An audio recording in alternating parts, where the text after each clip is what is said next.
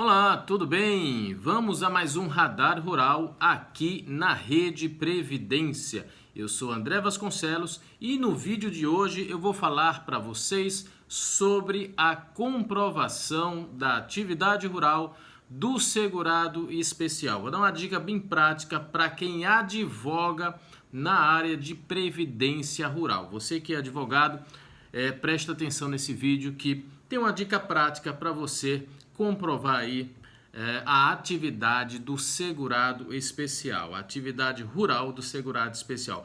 Mas antes eu peço a vocês que se inscrevam no canal, ative o sininho de notificações, curtam o vídeo, compartilhem com os amigos e deixe o seu comentário ou sua dúvida aqui embaixo, ok? Lembre-se que aqui na Rede Previdência são mais de 2.400 vídeos sobre direito previdenciário, sobre previdência brasileira, para que você fique sempre bem informado sobre esse assunto, ok? Vamos lá então ao tema de hoje, comprovação da atividade rural do segurado especial.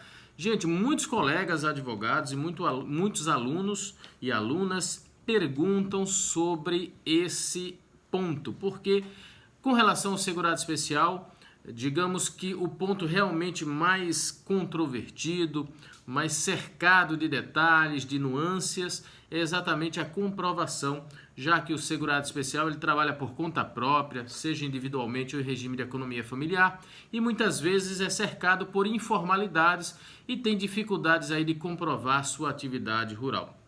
Então a dica prática de hoje é que você visite lá o artigo 116 da IN 128 de 2022.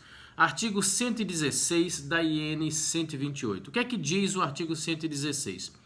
Complementarmente à autodeclaração de que trata o parágrafo 1º do artigo 115 e ao cadastro de que trata o artigo 9º, a comprovação do exercício da atividade do segurado especial será feita por meio dos seguintes documentos, dentre outros. Aí vai trazer lá um rol de documentos. Gente, deixa eu ver aqui, salvo engano, mais de 30, exatamente, são 35 documentos diferentes que comprovam a atividade rural do segurado especial. Vocês sabem que a atividade rural do segurado especial, ela agora tem uma nova sistemática desde 2019, né?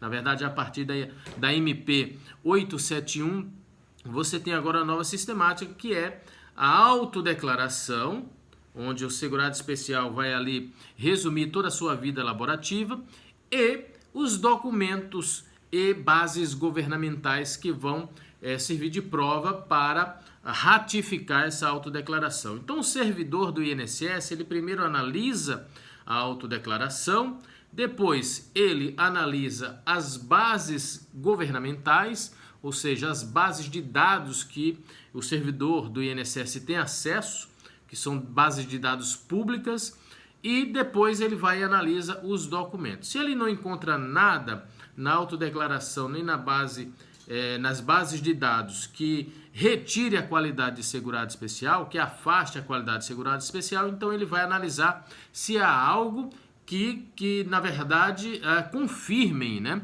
essa qualidade de segurado especial pelo período de carência, que é de pelo menos 15 anos.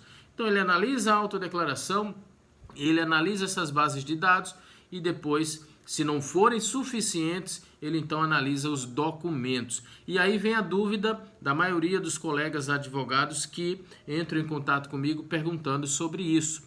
Quais documentos servem de prova para a atividade do segurado especial? E aqui, lá no artigo 116, essa dica prática, você olha lá no artigo 116 da IN 128, tá? Que tem um rol de 35 documentos possíveis, são os mais comuns. Ah, professor, mas esse rol é taxativo? Não, é apenas possibilidades que a própria IN já traz, mas qualquer outro documento que comprove, que conste que o seu cliente é trabalhador rural, é segurado especial, obviamente que vai servir de prova, mas você tem aqui um parâmetro a seguir. Então você vai analisar com o seu cliente um a um para saber se ele dispõe ou não dessa documentação, ok? São 35 documentos. Só a título de exemplo, ó, contrato de arrendamento, parceria, meação, comodato rural, declaração do PRONAF, que é a declaração da aptidão ao programa, né, do PRONAF, que é chamada de DAP, o bloco de que agora foi substituída, tá, gente, pela CAT, mas antigamente era DAP, agora é a CAT. Mas as DAPs antigas, todas elas servem, tá? As que já foram emitidas servem como prova. Bloco de notas de produtor rural, notas fiscais de entrada de mercadoria, documentos fiscais relativos à entrega de produção, comprovante de recolhimento de contribuição, cópia de declaração de imposto de renda e por aí vai. São 35 possibilidades de documentos para que você aí se baseie, né? Tome isso como referência e consiga juntar documentos suficientes para comprovar a atividade rural do seu cliente. Mas lembrando, tem que ter autodeclaração, tem que, primeiro, aliás, o servidor analisa a autodeclaração, analisa as bases de dados que ele tem acesso, que é as bases de dados governamentais, e depois ele analisa os documentos se essas bases de dados não forem suficientes, ok? Então, na verdade, as bases de dados governamentais e os documentos são chamados instrumentos ratificadores. E esses instrumentos ratificadores é que vão comprovar o período da carência. Pela nova regra, a carência é dividida em duas metades, 7 anos e meio, 7 anos e meio, porque a carência é de 15 anos, né?